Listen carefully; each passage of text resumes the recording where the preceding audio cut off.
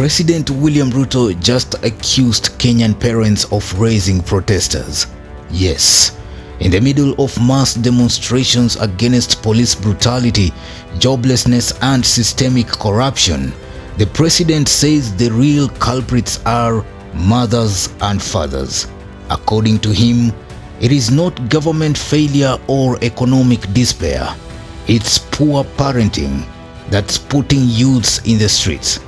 But is this genuine concern or a political smokescreen? Parenting is a God-given responsibility. Don't abdicate your responsibility of parenting. Don't surrender it to the church or to the government. Parenting is a responsibility given to parents by God. Mungu akikupatia mtoto, anajua uko na uwezo ya kumlea huyo mtoto. On Sunday, July 20th, Ruto doubled down on a narrative that's raising eyebrows and temperatures. He said, the police are trained to deal with criminals, not parenting. The police are trained to deal with criminals. They are not trained in parenting. Let that sink in.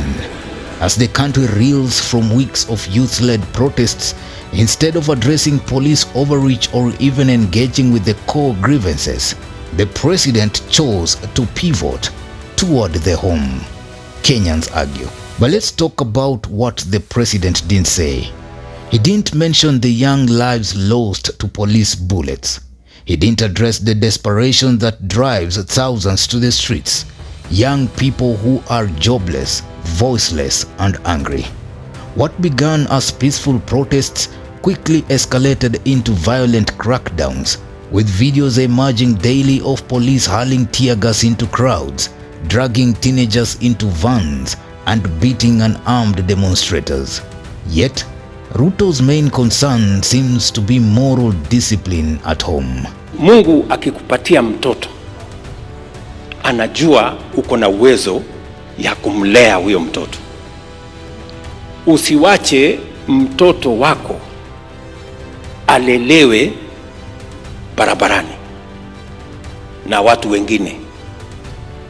Mmesikia msemo unaosema asiyefunzwa na mzazi wake, mnajua atafunzwa na nani?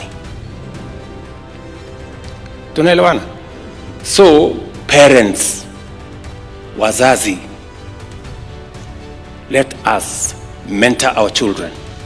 Blaming parents is a well-worn political tactic. It shifts focus, it buys time, and perhaps most crucially, it paints protesters not as citizens exercising constitutional rights, but as wayward children needing correction. Political pundits argue that Kenya's youths are not protesting because they weren't hugged enough. They are protesting because they have had enough. Enough of empty promises. Enough of hustler slogans that turned into high taxation. Enough of a government that deploys armed police faster than it deploys job creation programs. With his statement raising an uproar online, some youths argue that Kenyan youths have raised themselves in slums, in informal settlements, in underfunded schools.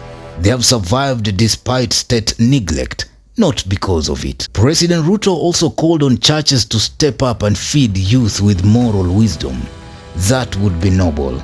If churches weren't themselves caught between survival and political pressure. Because raising the next generation of Kenya is a societal responsibility. It takes parents, it takes the church, it takes the government to raise the next generation of responsible citizens. We will provide education. We will make sure they have quality health. Parents, make sure you do your part. The church, make sure that our children are morally straight. Religious leaders, let us build the right customs, the right tradition for our children so that we can raise the next generation of responsible people. Meanwhile, Young Kenyans are asking for something a little more tangible: quality education, affordable health care, quality education, affordable health care, jobs that don't require connections, and police who protect, not terrorize. Some say, you can't preach integrity to hungry stomachs. You can't teach morality under a cloud of tear gas. The police are trained to deal with criminals. They are not trained in parenting. And let's revisit that police comment. They are trained to deal with criminals, not parenting. Yet these same officers are the first responders to peaceful protests, equipped with batons, tear gas, and live bullets. Instead of accountability, Kenyans argue that they get a hardline posturing from their president. Instead of reforms, they get rhetoric. Who trained the police to see dissent as crime? Who trained the government to treat concern as conspiracy? This isn't about parenting, Kenyans argue. It's about power. It's about the state refusing to take responsibility for an economy that's locked out a generation. A generation that's too educated to be fooled, too connected to be silenced, and too tired to be ignored. Pundits argue that if Ruto wants to raise a disciplined generation, he must first discipline the system that's betraying it.